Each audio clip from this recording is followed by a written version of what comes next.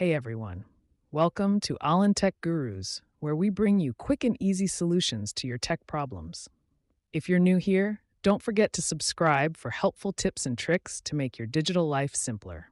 Today, I'm going to show you how to play downloaded films on your iPhone using VLC Media Player, one of the best free apps for all video formats.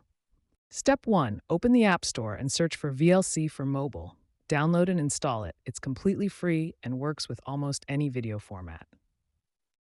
Step 2. Locate your downloaded film in the Files app or your preferred storage location. Press and hold the file, select Share, and choose VLC from the options. This will import the file directly into VLC. Step 3. Open VLC and your film will appear in the video section. Just tap to play and enjoy your movie without any issues. That's it. With VLC, you can watch any film format on your iPhone with ease. Don't forget to like, subscribe, and share this video for more simple tech tips.